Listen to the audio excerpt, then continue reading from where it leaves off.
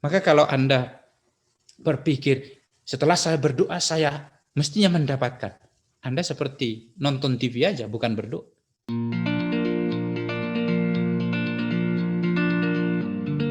Bagian yang kedua adalah berdoa itu untuk mencari kehendak Allah. Jadi dalam buku itu saya katakan berdoa bukan untuk mewujudkan keinginanmu, bukan. Kalau engkau berdoa hanya supaya keinginanmu tercapai, berhentilah berdoa. Sebab berdoa itu bukan untuk memenuhi keinginan, bukan.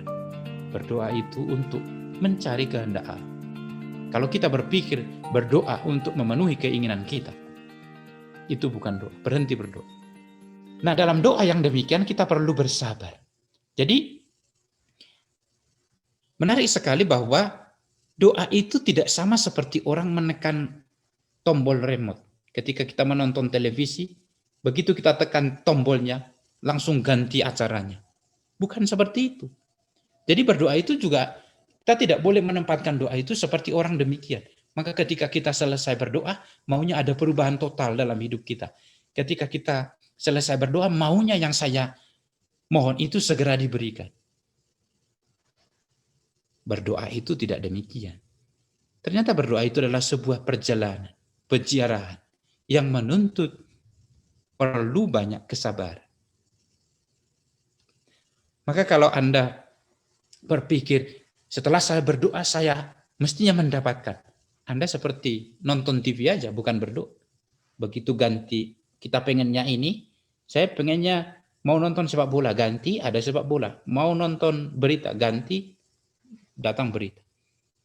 Demikian kalau kita perlakukan doa.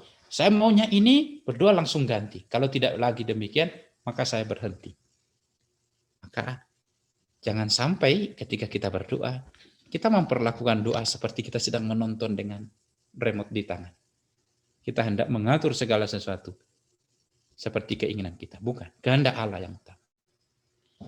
Maka perjalanan di padang gurun yang saya gambarkan dalam slide yang sebelumnya itu menunjukkan perjalanan yang memerlukan kesabaran. Demikian juga orang ketika sedang berdoa, dia harus bersabar dalam doa itu. Ada kesulitan, ada kesedihan, ada banyak pencobaan, ada gangguan dan macam-macam. Kalau kita sadar hidup itu sebagai perjalanan di padang gurun, maka perlu kesabaran itu. Jangan sampai kita kemudian sudah setengah jalan menyerah. Menyerah kenapa? Menyerah karena itu tadi, kita memperlakukan doa itu seperti orang tekan remote. Karena tidak berubah berarti kita anggap rusak doa, rusak remote-nya. Ya sudah tidak dipakai. Maka doa kalau tidak dikabulkan, berhenti berdoa. Kenapa? Karena kita anggap doa ini rusak. Tidak ada manfaatnya. Santa Teresa dari Avila yang banyak saya kutip dalam buku itu mengatakan demikian.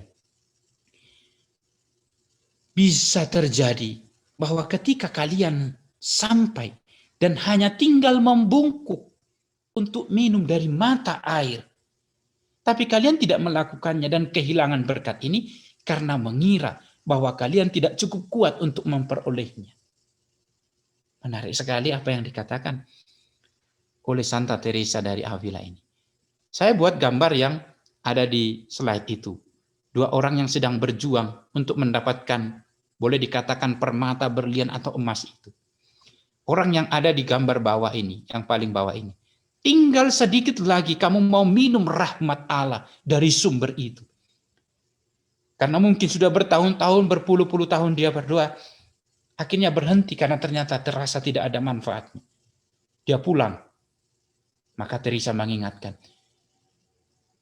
bahwa ketika kamu mau sampai dan hanya membungkuk, gambar yang di bawah ini ilustrasinya sangat menarik. Dia hanya sekali pukul, tapi karena dia pulang menyerah, dia tidak dapat apa-apa. Sementara yang di atas itu masih berjuang terus. Tinggal sekali pukul, akhirnya dia pulang. Inilah bahaya doa kalau kita memperlakukan doa itu seperti orang menekan remote control. Kita gampang menyerah. Kita pulang, lalu kemudian ya sudah seperti pulang, sudah berjuang, tapi tidak mendapat apa-apa. Maka Teresa menarik sekali mengingatkan, kamu hanya membungkuk untuk minum dari air itu, tapi kamu tidak melakukannya. Kenapa? Karena kamu merasa tidak kuat, merasa tidak bermanfaat, lalu kamu pulang. Nah, saudara-saudari, hal ini menjadi penting bagi kita nanti untuk kemudian berdoa itu ternyata keindahannya ada dalam perjalanan kita berproses. Tapi dengan keyakinan bahwa di balik ini, di balik perjuangan ini, ada begitu banyak keindahan, ada begitu banyak harta yang telah disediakan oleh Allah. Tinggal ambil saja, membungkuk untuk minum. Tapi kita tidak ambil dan pulang sebagai orang yang tidak mendapatkan apa-apa. Kenapa? Karena kita merasa tidak kuat untuk melakukannya. Lalu yang berikut adalah doa adalah untuk mencari kehendak Allah, maka doa itu bukan mencari mujizat. Saya tuliskan juga dalam buku itu bahwa ternyata sekarang ini ada tren bahwa orang melakukan safari doa, melakukan aneka olah rohani, praktek devosi hanya untuk mendapatkan mujizat. Bahkan mereka mencari pastor, pelayan yang konon bisa mendatangkan mujizat, bahkan pergi ke tempat-tempat sana dan seterusnya hanya demi mujizat.